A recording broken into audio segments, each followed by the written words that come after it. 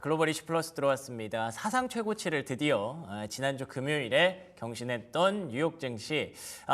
그런데 내 계좌는 왜 이렇지? 라고 생각하시는 분들이 분명히 있을 것 같습니다. 아무래도 지금 쏠림이 좀 강하게 나타나면서 만들어낸 사상 최고치다 보니까 어떤 분들은 굉장히 기분이 좋으실 거고요. 어떤 분들은 반대로 또 포모를 느끼고 계시는 상황일 텐데, 그러면 하반기에는 계속 지금 강세를 달리고 있는 반도체와 AI의 랠리가 지속될지 아니면 또 다른 쪽을 좀 봐야 될지 오늘 미중산업경제연구소 조용찬 소장과 얘기 나눠보도록 하겠습니다. 안녕하십니까? 예, 안녕하십니까? 네, 반갑습니다.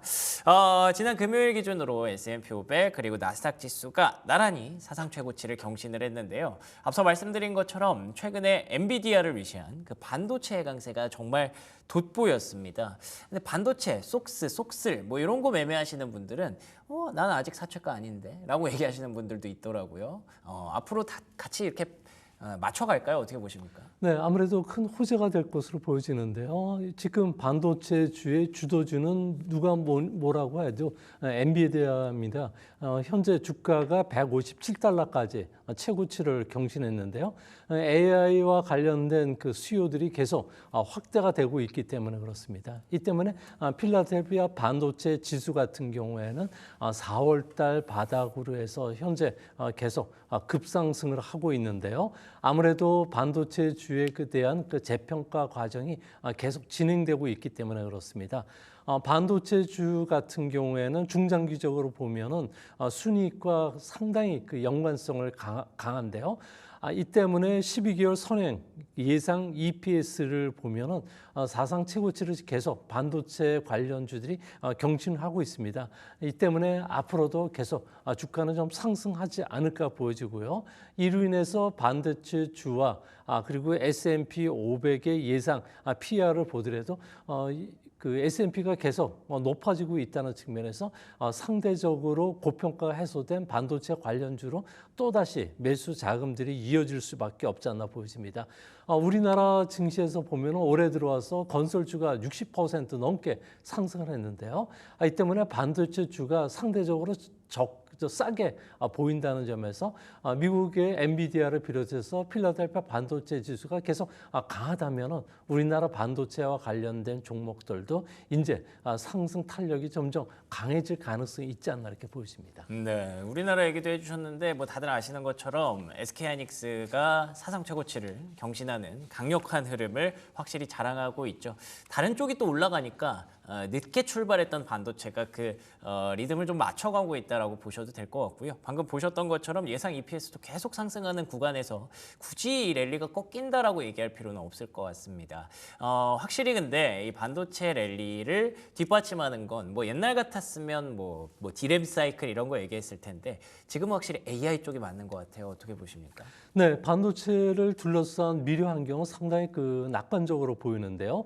전 세계 생성 AI 시장 같은 경우에는 2028년 앞으로 3년 남았는데 현재보다도 4배 정도 확대가 될 예정으로 있고요.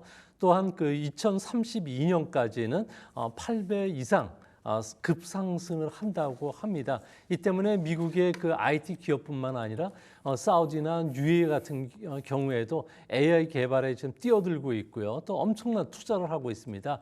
또 AI와 관련해서는 AI 로봇이 이제 본격적으로 등장하면서 고령화로 인한 그 인력 부족 문제라든지 디지털 정보 문제도 해결시켜주고 있고요. 이 때문에 AI와 관련된 반도체 수요들은 계속 확대가 될 수밖에 없습니다. 특히 그 엔비디아 같은 경우는 AI의 황금 물결을 타면서 시장을 주도하고 있는데요. AI 학습을 위해서 필요한 툴이라든지 라이브러리라고 해가지고 AI 앱을 구동시키기 위해서는 뭐 머닝러닝이라든지 딥러닝 그리고 자연어 처리, 컴퓨터 비전 등에 사용되는 여러 가지 기능들이 있는데 이런 애플리케이션을 보다 효율적으로 작동하기 위해서는 현재 엔비디아 AI밖에는 없다는 겁니다. 다른 기업들이 경쟁자들이 나와서 아주 강력한 그 칩을 구동을 시킨다고 하더라도 이미 시장은 엔비디아가 장악을 했기 때문에 개발 기업들은 엔비디아를 쓸 수밖에 없다는 겁니다. 뭐 현재 AI 개발 업체들 같은 경우에는 대부분 적자를 지금 면치를 못하고 있는데요. 이는 GPU 한 개당 가격이 5천만 원 정도에 달합니다. 그러니까 디지털과 관련된 데이터 센터들을 건립을 하고 확장을 시키기 위해서는 GPU가 한 개가 들어가는 게 60만 개 정도가 들어가야 되는데요. 이렇게 되면은 수조 원씩 투자 내지 또 수십조 원씩 투자가 들어가야 된다고 합니다. 이렇게 된다면은 AI 개발 기업들은 사용자가 늘어날수록 적자가 늘어나는 구조지만 반도체 기업들 같은 경우에는 반도체를 파는 순간 바로 돈을 버는 구조가 된다는 겁니다. 이 때문에 이제 반도체 기업들 중에서도 누가 칩을 작게 만들고 LI율이라든지 불량률을 좀 낮추는 기업이 되는데 이런 부분에서는 한국 기업들이 특출나기 때문에 엔비디아 일강 구조가 고착하더라도 한국의 반도체 기업들에게는 그 수혜가 또 돌아갈 수밖에 없지 않나 이렇게 보여집니다. 알겠습니다. 엔비디아가 계속 이렇게 일강 체제를 이어간다면 뭐 자연스럽게 SK하이닉스 그리고 SK하이닉스의 HBM 칩에 대한 밸류 체인을 갖고 있는 기업들 이렇게 줄줄이 뭐 이제는 말씀드리지 않아서 잘 알고 계시는 그런 종목들 바로 떠오르실 텐데 그런 흐름이 좀 지속될 것이다라고 보시는 것 같고요. 결국 반도체와 AI를 꽃 피우는 건 어떻게 보면은 M7 기업들, 빅테크 기업들이지 않을까라는 생각이 들어서 연결해서 빅테크 M7이 계속 강세를 보일 것이다라는 얘기에 대해서는 어떻게 보십니까? 네, 미국 증시가 4월 8일 날 바닥을 찍고 현재 그 70% 가까이 그 상승한 종목들을 보면은요. 엔비디아 같은 경우는 60%지만 70% 수익을 올리는 것은 브로드컴이라든지 AMD 그리고 델, 오라클과 같은 AI 칩을 만드는 회사뿐만 아니라 데이터 센터, 클라우드와 관련된 종목들입니다. 이 때문에 현재 그 S&P 500 기업들 같은 경우에는 예상 주가 수익 비율이 21.7배까지 지난 주말에 올라왔는데요. 이는 그 S&P가 주가가 피크 쳤던 2024년 말 당시나 2025년 2월 달하고 비교해 보면 22배 수준이니까 거의 다 왔다는 겁니다. 아무래도 직전 고점에서는 변동성이 확대될 수밖에 없는데요. 하지만 그 매그니피션트 그 M7이라고 하는 종목들, 반도체 관련주들 같은 경우에는 피크 때와 비교해서는 여전히 추가적인 상승 여력이 남아 있다는 겁니다. M7 같은 경우에는 그 피크 때 30배 정도에 달했지만 현재는 25배 정도 주가가 올랐어도 여전히 싸다는 거고요. 반도체 관련주들은 피크 때는 36배였지만 현재는 26배 정도에 불과하다고 합니다. 이 때문에 이제 앞으로 7월 달 말에 발표되는 2분기 기술주의 실적들을 보면 AI 관련주들의 어닝 서프라이즈가 기대가 된다는 측면에서 나스닥이라든지 S&P 같은 경우에도 다시 한번 반등을 더 상승할 수 있지 않나 이렇게 보여지고요. 또 그런 측면에서 보면 S&P 500에서 M7이 차지하는 그 비중이 과거에 한 35%까지 35%, 33% 올라갔었는데 현재는 30%에 불과하다는 겁니다. 이 때문에 S&P 500의 연간 투자 수익의 M7이 차지하는 비중이 90%인 점을 비교해 보면 여전히 추가 상승 매력은 반도체뿐만 아니라 M7 그리고 하이테크 기업들이 주도하지 않을까 보여집니다. 알겠습니다. 사실 우리가 좀 넓게 보면 트럼프 대통령이 계속 뭔가를 하고 있고 뭐 이렇게 미국의 재정을 뭐 얘기를 하고 이런 부분들을 계속 걷어내려고 하는 게 결국에는 AI를 정말 강하게 발달시키기 위해서는 수많은 자금이 좀 필요하다라는 걸 알고 있는 것 같고요. 그 수많은 자금은 도대체 어디서 나올 것이냐. 뭐 물론 미국이 국채를 발행하는 것도 있지만 이미 돈 많이 벌고 있는 기업, 빅테크 기업들이 결국 그 수혜를 크게 누릴 수밖에 없다라는 논제에 대해서는 큰 이견의 여지가 없을 것 같습니다. 빅테크만 볼 수는 또 없잖아요. 이외에 뭐 전력 설비라든지 뭐 원전이라든지 되게 많은 기업들이 있는데 어떤 쪽을 좀 보시나요? 네, 미국 증시에서 그 올해 들어와서 가장 큰 폭의 그 상승을 보였던 종목은 AI 관련주들이 아니고요. AI 관련된 그 에너지 관련주들입니다. 이 중에서 비스트라라든지 에너지 같은 경우는 80% 이상 급등하면서 모든 기술주 중에서도 군기 일학의 실적을 보여줬는데요. 아무래도 미국의 전력 수요들이 지금 폭발적으로 증가를 하고 있기 때문에 그렇다고 합니다. 미국 에너지 정보국에 따르면은 미국의 발전 용량은 현재보다 2050년 정도 되면은 한 2배 정도 증가할 것이라고 하는데요. 아무래도 AI 같은 경우에 그 모델들이 그 고도 사용을 갖게 되면서 개발이나 운영에 엄청난 전력을 수요한다고 합니다. 그 AI 칩 하나가 쓰는 전기양 같은 경우에는 전기 히타급 전력을 소비하게 되는데 아무래도 데이터 센터 하나가 60만 개가 들어가다 보니까 발전소 한 개를 잡아먹는 그런 모습입니다. 이 때문에 뭐 대규모 데이터 센터용 전력 수요도 늘어나게 되고요. 미국으로의 그 제조업 회귀 현상들이 늘어나면서 생산 활동이 늘어나고 그리고 전기 자동차 보급이라든지 인텔리전트 빌딩들이 들어가면서 전력 수요는 그야말로 엄청나게 늘어나는데요. 이 때문에 트럼프 대통령 같은 경우에는 에너지 긴급 사태까지 선언하면서 화석 연료라든지 원전 발전에 좀 더 집중할 예정인데 다행히 재원은 바이든 대통령 때 기후변화 대책과 관련해서 그린뱅크를 통해서 한 4천억 정도 자금을 좀 확보해 놓은 상태입니다. 트럼프는 이 자금을 고스란히 전력혁명과 관련된 프로젝트에 그대로 쓸 예정으로 있는데요. 발전소 건설뿐만 아니라 이제 앞으로 발전소가 건설이 되면 이 발전소에서 나오는 전력 생산을 각 생산 공장까지 보내줘야 되는 이 송전 용량이 거의 폭발적으로 증가할 수밖에 없다고 합니다. 발전소를 짓는 거는 뚝딱해서 원전을 지면 되겠지만 송전과 관련된 미국의 공급 능력은 연간 2%밖에 불과하다고 합니다.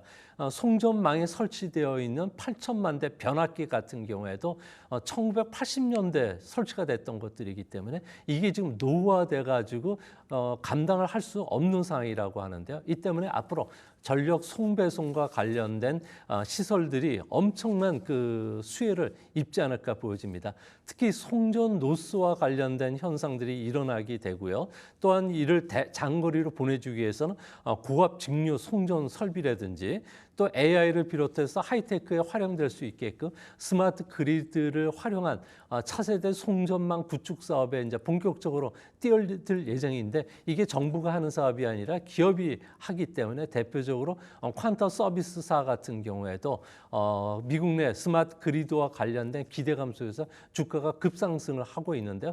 추가적인 상승이 가능하지 않을까 보여집니다. 이외에도 컴퓨터 생산 기업이라든지 또 고속 스위칭 디바이스 회사라든지 전력 반도체 회사 그리고 케이블이나 변압기와 관련된 회사들도 각광을 받을 수가 있기 때문에 이와 관련된 기업들을 찾는 움직임도 국내에서도 활발해지지 않을까 보여집니다.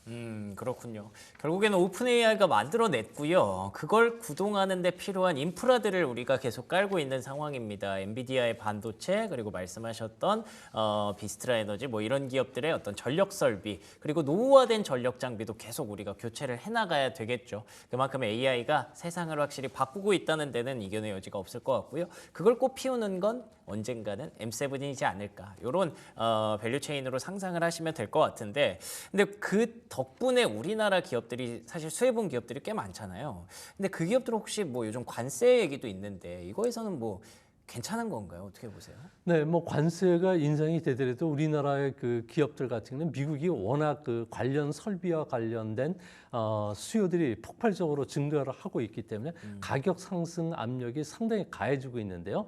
이와 관련된 그 생산 설비를 갖고 있고 그리고 차세대와 관련된 이런 그 송배송 시스템에서 먼저 사용됐던 국내 기업들 같은 경우에도 상당한 좀 수혜가 예상이 되는데 이거와 관련해서는 뭐 시간이 되면은 차차 관련 기업들을 좀 소개시켜 드리도록 하겠습니다. 알겠습니다. 뭐 사실 미국 중심으로 저희가 뭐 얘기를 하고 있습니다만 국내 기업에서도 매매하시는 분들 굉장히 많을 것으로 예상이 돼서 질문을 좀 드렸는데 그래도 미국에게 꼭 필요한 부분들이기 때문에 이와 관련해서는 뭐 계속 여지가 좀 열려 있지 않을까라고 보시는 것 같습니다. 그리고 지난주에 저희가 뭐 이머징 시장을 뭐 노스 사우스, 글로벌 노스, 글로벌 사우스 이렇게 분해를 해서 얘기를 했었는데 이번 주에는 또 글로벌 사우스 중에 또 빛나고 있는 나라가 또 하나 더 있다고 하더라고요. 네, 뭐 글로벌 사우스 같은 경우를 대표하는 기업은 단연 그 인도 증시인데요. 인도 증시 같은 경우는 지금 계속 강세를 펼쳐지고 있습니다. 뭐 지정학 리스크도 좀 떨어졌고요. 또 파이낸스 규제가 완화되면서 건설이라든지 은행주들이 지금 주도주로 부각이 되고 있습니다. 이뿐만 아니라 인도의 그 6월 PMI 지표 같은 경우는 61로 14개월 만에 최고치를 기록하면서 외국인들이 계속 꾸준하게 유입이 되고 있고요. 이번 주에는 미국과의 무역 협상도 최종 체결이 될 것으로 보여준다는 점에서 수출 관련주들이 좀 부각이 될 가능성이 크지 않나 보여집니다. 특히 이제 인도를 대체할 만한 새로운 시장으로 부상하는 그 국가가 바로 베트남인데요. 미국과의 무역 협상이 아주 순조롭게 되기 때문에 7월 9일쯤에는 무역 협상이 타결이 될 가능성이 높다고 합니다. 이렇게 되면 전기 전자를 비롯해서 베트남의 그 새로운 공급망을 이전한 애플의 그 아이패드라든지 애플 워치 공장들이 이제 속속 들어서게 되기 때문에 베트남 증시 같은 경우는 3년 만에 다시 최고치를 기록했는데요. 베트남 같은 경우에는 최근에 내수도 좋다고 합니다. 2MTM 신도시 같은 경우는 베트남의 호치민시 옆에 있는 도시인데 여기에 국제금융센터 프로젝트들이 진행이 되면서 앞으로 5년간 10조 원 정도가 투자될 예정으로 있고요. 여기에 트럼프 타워 같은 경우에도 2026년도에 착공할 예정이라고 합니다. 이렇게 다양한 호재들이 많다 보니까 베트남 주식 같은 경우는 이번 가을쯤에는 FTSE 그 주가 지수의 프론티어 시장에서 세컨더리 이머징 시장으로 격상이 될 예정으로 있는데요. 이렇게 되면 신규 자금이 최소 50억 달러에서 많게는 250억 달러 정도 추가적인 그 자금 유입이 있다고 합니다. 이렇게 됐을 경우에 중장기적으로 베트남 증시에 대한 투자 매력도 더 높아지지 않을까 보여지는데요.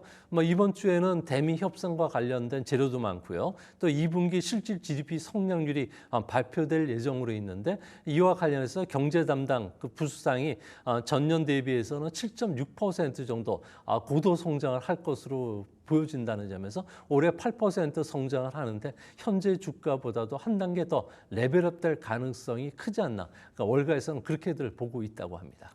알겠습니다. 인도와 베트남 얘기를 했는데 지금 시간이 조금 부족한데 대한민국도 계속 긍정적으로 봐도 괜찮은 거겠죠? 네, 아무래도 국제 투자 자금들 같은 경우에는 그 글로벌 사우스뿐만 아니라 신흥 증시를 대표하는 국내 기업들 같은 경우에는 제조업을 중심으로 해서 상당히 각광을 받을 수 있을 거로 보여지고요. 미국과 무역 협상도 이제 잠정 또 연기가 될 가능성이 크다는 점에서 다른 나라, 특히 중국에 비해서는 수출 경쟁력을 갖고 있다는 측면에서 긍정적으로 보는 매력이 또 크다고 합니다. 특히 반도체와 관련된 좋은 정보들이 계속 나오고 있다는 점에서 긍정적으로 보실 필요가 있지 않나 생각이 됩니다.